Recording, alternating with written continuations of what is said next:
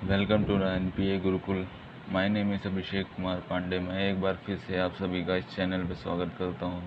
तो सबसे पहले जो इस चैनल पर नए हैं, इस चैनल को सब्सक्राइब करें, वीडियो को लाइक करें, साथ ही साथ वीडियो को शेयर करें ताकि ये वीडियो आगे लोगों तक पहुंच सके।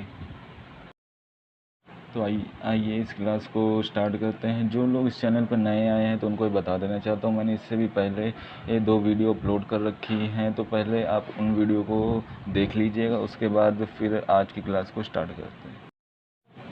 तो आज की क्लास का जो टॉपिक है वो एकदम बेसिक ही है। जैसे नॉर्मली मैं बेसिक को ही ऑप्ट कर रहा हूँ ताकि आपकी जानकारी थोड़ा सा एनहेंस होती जाए, ताकि आने वाले दिनों में जो हम लोग काफ़ी रैपिडली आगे सब्जेक्ट में बढ़ें तो आपको थोड़ा बहुत बेसिक नॉलेज हो। तो सबसे पहले कुछ बेसिक टर्म जो आते हैं उनका सबसे पहले देखते हैं। तो सबसे पहले बात करते हैं हम लोग इनकम में। इनकम का मतलब होता है आमदनी, यानी जितनी भी अर्निंग होती। फॉर एग्जांपल अगर हम एक फैमिली को कंसीडर करें एज एग्जांपल के रूप में, तो सबसे पहले हम देखते हैं कि कोई जो फैमिली में जो मेंबर होता है, जो एम्प्लॉयड पर्सन होता है, वो फैमिली में अलग अलग होता है। हो सकता है किसी घर में सिर्फ पापा कमा रहे हो, या हो सकता है कि दूसरी फैमिली में पापा, भाई, बहन, बड़े जितने भी हैं वो सब कमा रहे हो। तो वहाँ पे ये इनकम से मतलब ये होता है कि जो भी अर्निंग हो रही है फैमिली की, तो उसको इनकम में कंसीडर किया जाएगा। टोटल अर्निंग को हम लोग इनकम मानते हैं, वो अलग अलग फैक्टर पे डिपेंड करती है।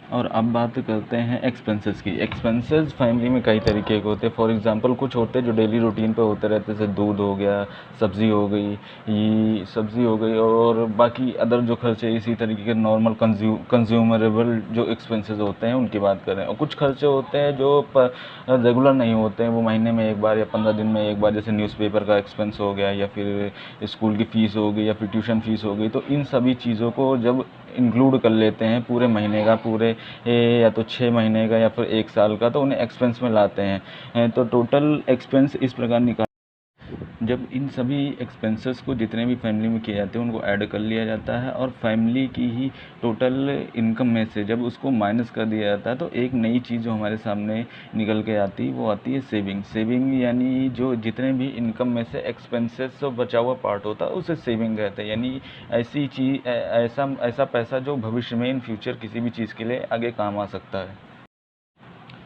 अब इन्हीं सेम थिंग को हम लोग बिजनेस से रिलेट करने की थोड़ी कोशिश करते हैं, ठीक है ना। तो जैसे यहाँ पे हम लोग का कोई बिजनेस है, XYZ कुछ भी मान लीजिए, वहाँ पे जितनी भी अर्निंग होगी कहाँ से, इनकम आएगी कहाँ से, हम लोग के जो गुड्स होंगे, जो मटेरियल होंगे, या फिर जो चीज़ें हम प्रोड्यूस कर रहे हैं उनको सेल करके, या फिर हो सकता है कि कंपनी कोई सर्विस प्रोवाइड कर रही हो, उनके थ्रू जो भी जितना भी पैसा आएगा उसे इनकम में हम लोग रिलेट करेंगे। और सेम थिंग एक्सपेंसेस को भी उसी तरह के करेंगे। जब हम कोई भी सामान बनाएंगे तो उसके लिए कुछ रॉ मटेरियल लाना पड़ेगा, या फिर जब भी सर्विस प्रोवाइड करेंगे तो उसके लिए एम्प्लॉय रखना पड़ेगा, अदर स्टाफ रखना पड़ेगा। हमारा बिजनेस होगा उसके लिए हमें हमें जो है, सॉरी कैपिटल नहीं, ये हमें बिल्डिंग चाहिए होगी, बिल्डिंग खरीदनी पड़ेगी, या फिर जो है अदर इलेक्ट्रिसिटी बिल वगैरह, इन सबको एक्सपेंसेस में काउंट किया जाता है। तो अब सेम तरीके से जब हम अपने इनकम में से एक्सपेंसेस को माइनस कर देते हैं, तो वहाँ पे जब फैमिली की बात कर रहे थे वहाँ पे एक टर्म निकल के आ रहा था सेविंग। लेकिन जब हम बिजनेस की बात करेंगे तो वहाँ पे सेविंग नहीं आती, ये टर्म को नाम बदल के हम लोग प्रॉफिट रख लेते हैं। जब इनकम में से एक्सपेंस से हमारा कम होगा, उसको माइनस करेंगे तो हमें प्रॉफिट मिलेगा। और अगर कभी इनकेस हो जाता है कि हमारे इनकम कम है शुरुआत में और एक्सपेंसेस ज़्यादा है, तो उस चीज़ को हम लोग लॉस में कंसिडर करते हैं। आई होप आप सभी को समझ में आ गया होगा कॉन्सेप्ट है। तो थोड़ा सा अब इसको डीपली समझने की कोशिश करते हैं। तो यहाँ पे हम लोग सबसे पहले एक्सपेंस को समझते हैं। एक्चुअली एक्सपेंस होता क्या है इन बिजनेस टर्म में, ठीक है ना।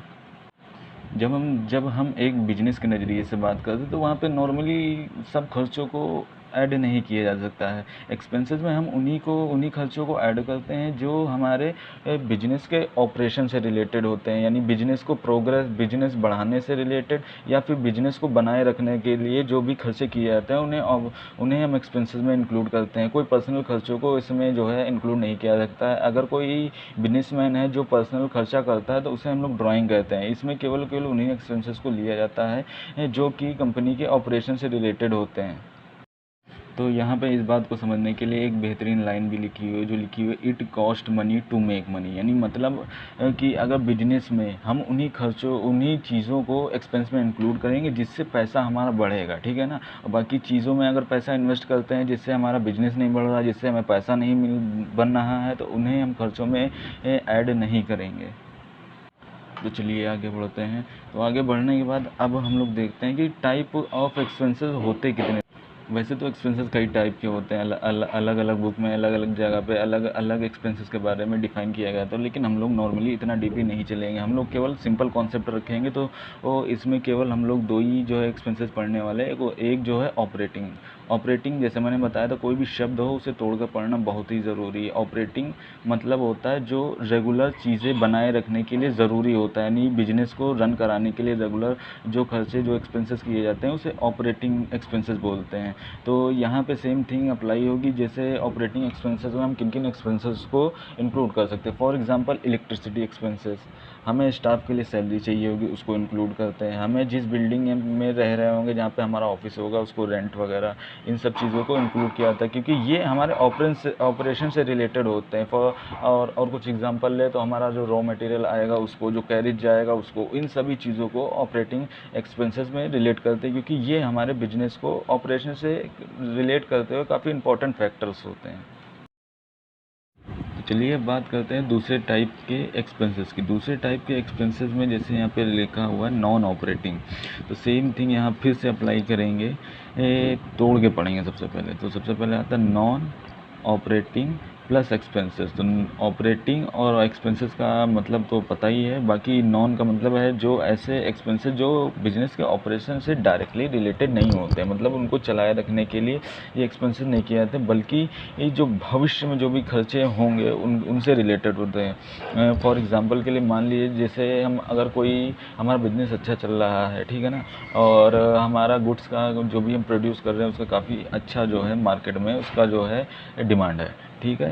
तो अब ऐसे खर्चे जो भविष्य में इस डिमांड को और बढ़ाएंगे, ठीक है, और सप्लाई को बनाए रखने के लिए जो भी एक्सपेंसेस किए जाएंगे उन्हें हम लोग जो है नॉन ऑपरेटिंग एक्सपेंसेस में लाते हैं। फॉर एग्जांपल के लिए मान लीजिए अब हमारी डिमांड ज़्यादा है, ठीक है ना, तो भविष्य में हमें और ज़्यादा जो है मशीनों की ज़रूरत पड़ेगी जिससे हम गुड्स वगैरह प्रोड्यूस कर सकें, और ज़्यादा हमें स्टाफ की ज़रूरत पड़ेगी। भविष्य में हो सकता है हमें बिल्डिंग वगैरह की भी ज़रूरत पड़े, तो हमें वो चीज़ें खरीदने के लिए जो भी एक्सपेंसेस किए जाते हैं ना, उन्हें नॉन ऑपरेटिंग एक्सपेंसेस में इंक्लूड किया जाता है। अगर हम इन शॉर्ट बात करें नॉन ऑपरेटिंग एक्सपेंसेस की, तो नॉन ऑपरेटिंग एक्सपेंसेस में उन सभी खर्चों को ऐड किया जाता है जो डायरेक्टली बिजनेस को रन कराने के लिए नहीं किए जाते हैं, यानी डायरेक्टली ऑपरेटिंग एक्सपेंसेस नहीं होते हैं, उन्हें नॉन ऑपरेटिंग एक्सपेंसेस बोलते हैं। ये जो नॉन ऑपरेटिंग एक्सपेंसेस होते हैं ये भविष्य में जो है फ्यूचर में बिजनेस की ग्रोथ के लिए किए जाते हैं, तथा बिजनेस में गुडविल बढ़े इसलिए किए जाते हैं। तो इन खर्चों को डायरेक्टली ऑपरेटिंग एक्सपेंसेस नहीं बोला जाता है, इसीलिए इन्हें नॉन ऑपरेटिंग एक्सपेंसेस बोला जाता है। आई होप जो मैं आपको बताना चाह रहा हूँ वो काफ़ी क्लियर होगा, ठीक है ना। तो आज का सेशन यहीं पे एंड करते हैं, और बाकी इस वीडियो को लाइक करें, सब्सक्राइब करें, और हमारे जो चैनल पे बाकी जो क्लासेस चल रही हैं आप रेगुलर उन्हें फॉलो कर सकते हैं। और आज के लिए थैंक यू।